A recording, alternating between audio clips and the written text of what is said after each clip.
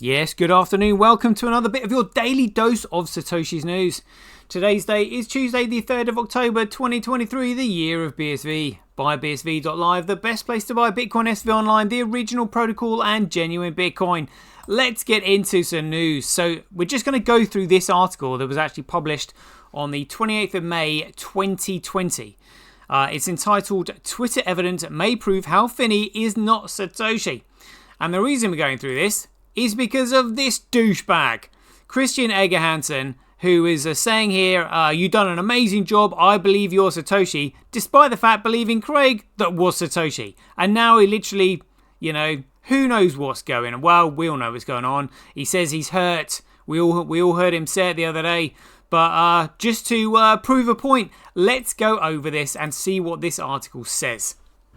So evidence from 10 years old tweets helps eliminate Hal Finney as a viable Satoshi Nakamoto candidate. Dope. That's all I can say to that one. Let's see what this says then. A tweet from 2010 may provide evidence that Hal Finney is not Satoshi Nakamoto. In a recent Cointelegraph interview, Laszlo Hanyek, who was responsible for the Bitcoin Pizza Day transaction on the 22nd of May 2010, who worked closely with Satoshi Nakamoto in 2010, said that Satoshi had no familiarity with the Mac ecosystem. Quote here, he didn't have a Macintosh, he didn't know how to build it from Mac. Consequently, Satoshi asked him to develop a Mac operating system version of the Bitcoin client, which he eventually did. Both Finney and his wife owned a Mac in 2010.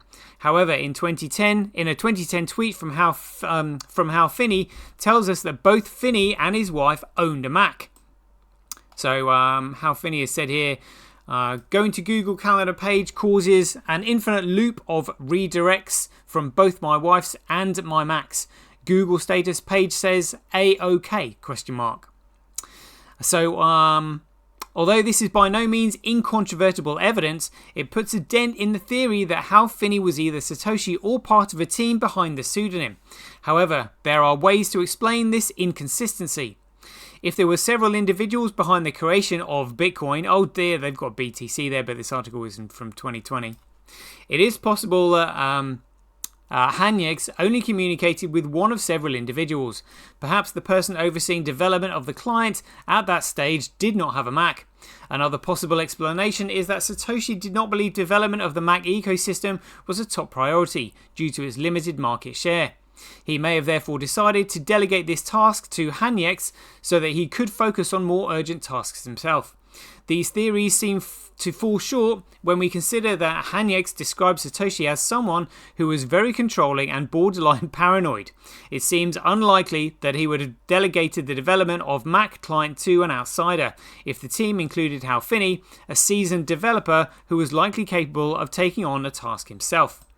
So the original Bitcoin tweet, Hal Finney's famous tweet about mining Bitcoin also does not make sense in this context.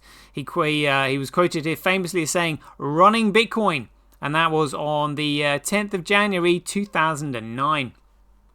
That's from a Twitter source. Satoshi's writings confirmed that the author was very careful not to reveal any personal information about himself. Would this same individual or team member make such a public statement about running Bitcoin? In addition, Finney had years to delete those tweets, but never did. While this does not help solve the Satoshi mystery, it may allow us to illuminate one of the community's most popular candidates.